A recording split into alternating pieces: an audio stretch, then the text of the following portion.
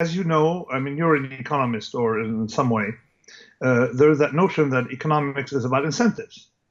Okay, some people realize, but there's not much in literature that economics is about disincentive, and the disincentive aspect predates, of course, anything we've done. It's the first rule ever, Hammurabi's law. Thou shalt, if an architect builds a house, the house collapses, and whatever, the architect is accountable. It means that you cannot stack someone with risk and run away from it. Okay, and I call that in trading the Bob Rubin trade. You stash Citibank with all these tail risk, and then walk away with $100 million bonus and compensation, and then later on, when Citibank collapses, you say it was a black swan, after a very, very stubborn author. So that's number two, understanding of skin in the game. I went one step beyond. And now there's a third aspect to skin in the game, to that idea of symmetry between, people, that you as an evolutionary theorist will, I'm sure, like. And of course, you will find something that will help me prove it. And it's as follows. If you drive on a highway, even in Lebanon, okay, you can run into a person who can kill 30 people. You have enough wackos in life. Why doesn't it happen that often? People, crazy drivers, well, simply because these people are dead. Right. Okay, or whatever, they've had an accident, they're paralyzed, or they're lost the right to drive.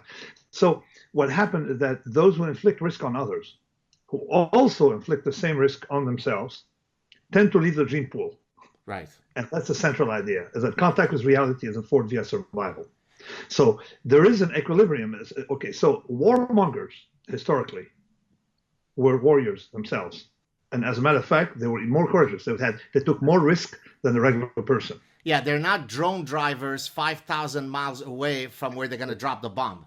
Exactly. Or they're not working for a policy office here, advocating for war, invasion of Iraq, another invasion of this, while sitting in an air-conditioned office and not paying the price. They paid the price. So you had an equilibrium. These people filtered out because, of course, qui vit de la guerre meurt de la guerre. He who lives by the sword dies by the sword. So that's the third aspect. Now, that third aspect, you can take it deeper into a lot of directions. And the most important one is, let's take academia, okay? A plumber is judged by other plumbers, okay? A plumber is not judged by other plumbers. He's judged by his clients. A bus driver is judged by, of course, his accident record and by reality, by the customers. A gynecologist is judged by the insurance company and the clients. Okay, there's a check. But there are fields, okay, where academics or professionals are the ones judging the professionals without any contact with reality. Now, it so happens that academia is unfortunately subjected to this problem. Now, of course, there's some segments of academia where you have science, you have results, you have like mathematics, it's very rigorous. You can't really divert too much and create nonsense. But if 20 of us got together, created a field, created a journal, and called it the A journal of that profession, and got into a citation ring, okay, we can say the craziest stuff. And it'll still be successful within that echo chamber.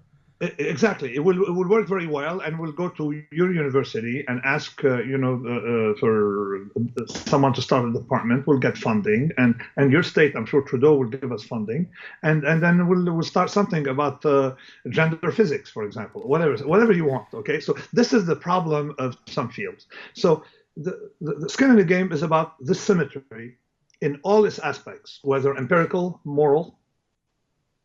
You see, moral. In fact, that if I want to treat you the way you treat me, or something like that, I don't want to mistreat you if I don't want to be mistreated by someone, who can have power over me and stuff like that. When you were talking earlier about